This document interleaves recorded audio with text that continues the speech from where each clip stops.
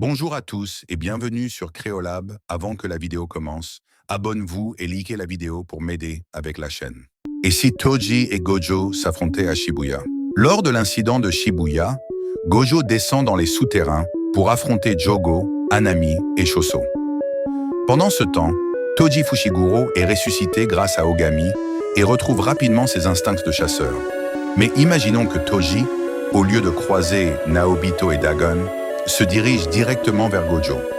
Cela créerait un affrontement entre les deux êtres les plus dangereux du moment. Toji possède 3 atouts majeurs.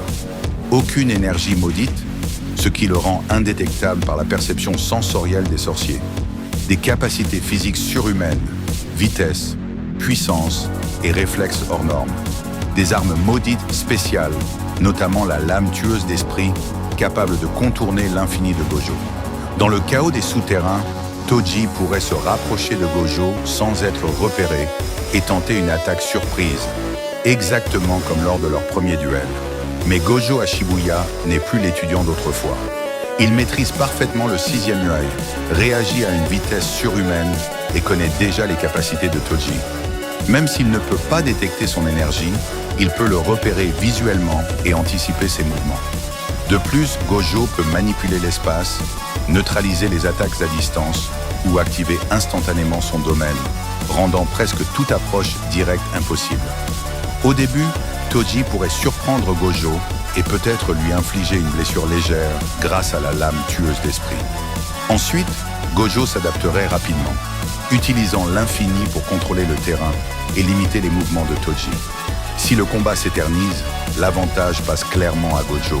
Sa puissance et son endurance sont supérieures, tandis que Toji repose surtout sur l'effet de surprise et la mobilité. Un tel combat aurait eu un énorme impact stratégique. Gojo aurait dû diviser son attention entre Toji et les malédictions, ce qui aurait facilité le plan de Kenjaku. Si Toji avait réussi une attaque décisive, le saut du cercueil du temps aurait pu se dérouler bien plus facilement. Mais dans la majorité des scénarios, Gojo finirait par neutraliser Toji, même si le combat aurait été intense et spectaculaire. Un affrontement Toji vs Gojo à Shibuya aurait opposé la puissance infinie à la perfection physique et tactique. Toji aurait pu créer une vraie menace grâce à la surprise. Mais sur la durée, Gojo aurait pris l'avantage. Ce « et si » reste l'un des plus intéressants de Jujutsu Kaisen, car c'est probablement le seul combat où Gojo aurait dû être sérieux dès la première seconde.